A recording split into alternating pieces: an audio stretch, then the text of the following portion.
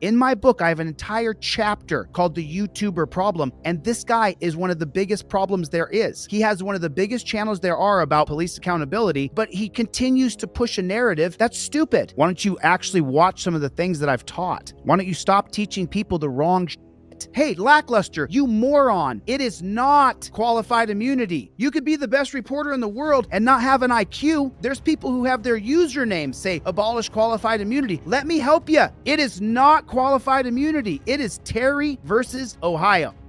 I'm here on a mission to overturn Terry versus Ohio, to get cameras in the courtroom, to get rid of the torture cuffs, to create a transparent society. And right now, with these morons on YouTube running around saying qualified immunity, it just drives me crazy. It is not qualified immunity. It is Terry versus Ohio. So to say anything else, Graham versus Connor, the use of force continuum 1989, that is pretty much an extension of Terry versus Ohio, even though the jurisprudence is not Terry versus Ohio, it's something else. They're still using the officer safety moniker. If your rights got in the way, sorry about that, officer safety above your rights. Number 3 is Atwater versus City of Lov Vista, that you can be arrested for any infraction of the law. Kerr versus California, 1963. Hundreds of thousands of homes are raided every year because they got rid of the warrant requirement in the 1963 case of Kerr versus California. All they have to do is tap, tap, tap on your door and then kick it down 60 seconds later. 1949, Brinegar versus United States makes it so that the cops can just go into your house. If a man of reasonable caution believes that there's criminal activity afoot in your home, he can just walk right into your home. That's got to go before qualified immunity. The 2010 case of Federal Election Commission versus Citizens United has to be overturned. I would overturn Federal Election Commission versus Citizens United before I would overturn qualified immunity. Those cases are all more important than qualified immunity. Tenny versus Brandoff, which gives judges, prosecutors, and legislators qualified immunity, meaning that a legislator can write an unconstitutional law, statute, or ordinance and is immune from prosecution. Where did we see that happen? In New Mexico. The governor banned guns in New Mexico. With Tenny versus Brandoff, she gets immunity for writing a statute or ordinance that bans guns in New Mexico. If Tenny versus Brandoff was gone, if she wrote some unconstitutional crap like that, she could face prosecution. So those cases are far more important than qualified immunity. It's not close. Carroll versus United States, 1925, that creates the automobile exclusionary rule. Your car gets searched on the side of the road. Do you know why that happens? Because of the 1925 case of Carroll versus United States. I would overturn Carroll versus United States before I got rid of qualified immunity, because you can't just search my car randomly on the side of the road without Carroll versus United States, which creates what? The exigent circumstances clause. Exigent circumstances meaning that the cops can violate your rights under 3 specific situations. Number 1, if the cop says that they're in hot pursuit of you. Number 2, to get banned contraband from your car. This is based on alcohol, 1925. Or number 3, if there's going to be a loss of life, your rights can be just superseded because there was exigent circumstances. Carroll versus United States would be gone before qualified immunity if I was king for the day. Terry versus Ohio is by far number 1. It's not even remotely close to how far Terry versus Ohio is number 1. And the reason why Terry versus Ohio is number 1 by 10,000 miles over any other case that needs to be overturned, including qualified immunity, is because it creates the trifecta that makes it so that cops can completely and utterly run roughshod over your rights. It puts officer safety over your rights. If officer safety is going to be a thing, it allows the cops to detain you or Terry pat you. We now see that since 1968, that's turned into a POW style of arrest. The third one is reasonable articulable suspicion, which dramatically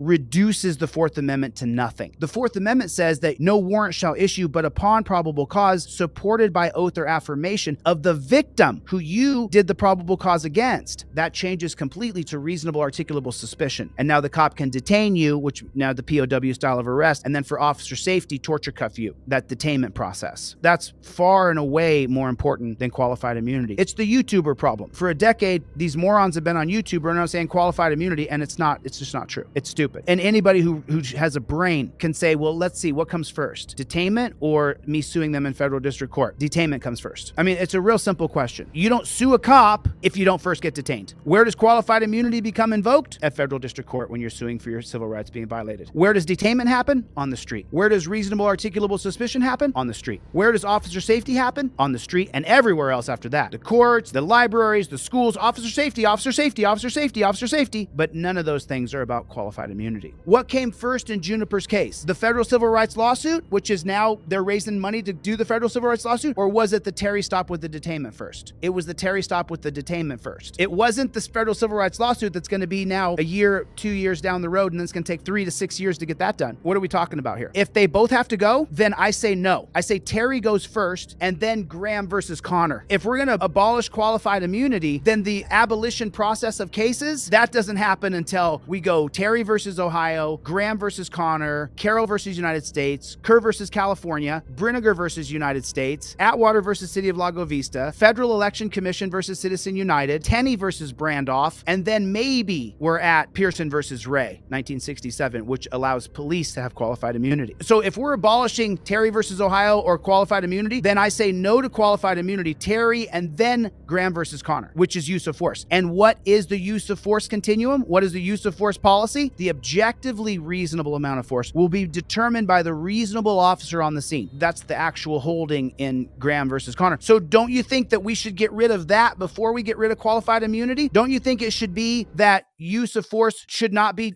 left up to the reasonable officer on the scene? Use of force should be determined on a different set of factors than up to the cop? I would say the use of force policy is used every day in America, 20 million times a day, and compared to the qualified immunity cases that will arise from them, it'll be a handful. This guy sells t-shirts that say abolish qualified immunity. But that's not our problem at all. That barely makes the top 10. This was a Terry stop that led to an arrest. Why don't you actually watch some of the things that I've taught? Why don't you stop teaching people the wrong shit?